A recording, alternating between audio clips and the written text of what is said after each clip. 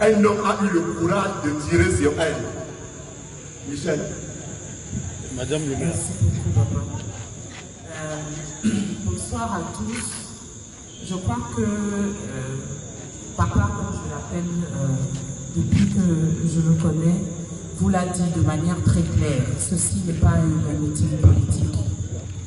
Et je ne suis pas ici pour parler en tant que femme politique, ni pour revenir sur l'histoire politique récente de notre pays. Je suis ici parce que je crois qu'il est important de rendre témoignage en tant que femme, en tant que mère, en tant que citoyenne, de ce qu'est la vie dans ce pays, de ce que c'est que d'être un citoyen de ce pays. Et à quel point cette vie, pourtant si précieuse, est fragile. Et pour faire cela, je vais demander à ceux qui portent un t-shirt comme moi, particulièrement avec écrit dessus « Ex-prisonnier du président », de venir ici avec moi. Nombreux, il faut reculer pour moi. Il faut vraiment. À Yaoundé, à Bafoussam, à Koussamba, à Banyonté, etc., etc. Ce que vous voyez là, ce sont des personnes comme vous, des hommes et des femmes et des enfants, des étudiants, des mères de famille, parfois des grands-mères, comme vous et moi. Je vous demande de les regarder attentivement, parce que ces personnes sont vous, elles sont moi. Et ce sont des personnes dont la vie peut complètement basculer par l'effet de la volonté de quelques personnes, sans aucune raison. Je suis sortie de chez moi le 26 janvier avec Albert Zongan pour aller me rendre au chevet de Célestin Jamel, dont j'avais appris par les réseaux sociaux qu'on lui avait tiré dessus. Quand je suis arrivée avec Albert Zongan devant l'hôpital, on nous a interdit d'entrer. Nous avons fait demi-tour en voiture. Et lorsque nous partions, nous nous sommes arrêtés parce que nous avions reconnu des camarades qui eux aussi étaient venus s'enquérir de la santé de Célestin. Nous sommes descendus de notre voiture pour leur parler. Et c'est là que la police m'a prise en chasse. Au départ, je croyais qu'elle essayait d'éloigner et d'éviter des attroupements. Et petit à petit, alors que je courais, les gens que je traversais quand je courais ont commencé à me dire « Maître, c'est vous qu'on poursuit, accélérez ». Et ils m'ont couru après, ils ont lancé 2 bombes lacrymogènes à mes pieds. Et ils m'ont couru après sur 400 ou 500 mètres. Jusqu'à ce que j'arrive dans un abri de fortune, ce qu'on appelle chez nous des tournées-d'eau.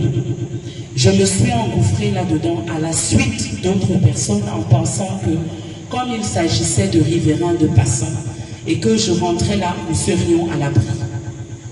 Le jeune officier qui me pourchassait est entré dans cet abri, il est arrivé à l'entrée, il m'a regardé, il a levé son arme et il m'a dit « Comme ça, tu vas encore aller parler sur Equinox ». Et il a commencé à tirer sur moi.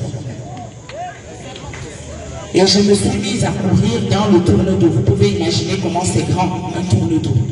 Et je courais en essayant de ne pas être une cible immobile et en essayant de me rapprocher des autres en me disant que peut-être, s'ils voyaient qu'il y avait des civils, comme on les appelle, ça le découragerait de continuer à tirer. Ça ne l'a pas découragé. La présence d'enfants et d'une femme et de plusieurs femmes ne l'a pas découragé. Ce qui l'a découragé, Michel Dupont-Catoyo, approche. Ce qui l'a découragé, c'est ce jeune homme qui a vu à 200 mètres de distance,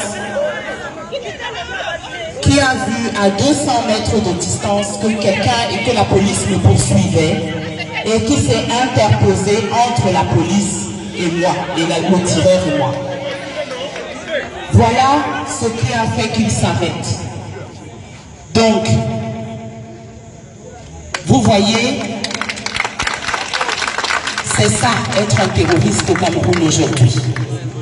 C'est aller voir un ami qui a reçu une balle à l'hôpital et c'est s'interposer pour éviter que le visiteur que je suis soit tué. Voilà le visage du terrorisme au Cameroun aujourd'hui, en tout cas l'un des visages. Et je voudrais que vous emportiez cette pensée chez vous. Parce que si nous sommes ici engagés avec des t-shirts, avec des chemises du mouvement pour la renaissance du Cameroun, ce n'est pas parce que tous, autant que nous sommes ici, nous cherchons un poste de maire ou de député comme on veut vous le faire croire. C'est parce que si nous ne nous engageons pas, si vous ne vous engagez pas, que ce soit comme des électeurs, comme des militants, comme des sympathisants, comme des financiers, comme des citoyens, si vous ne vous engagez pas, votre vie, un jour ou l'autre, va devenir aussi dangereuse que la nôtre l'est aujourd'hui.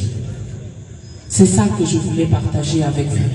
La politique, ce n'est pas seulement décider qui va être président et qui va être député. C'est décider comment nous voulons vivre chez nous. Quel est le genre de vie que nous voulons transmettre à nos parents, à nos enfants? Comment on fait pour se sentir en sécurité, en paix et en harmonie chez nous? C'est ça, faire de la politique. Et ça, c'est le devoir de chacun des adultes que vous êtes. Je vous remercie.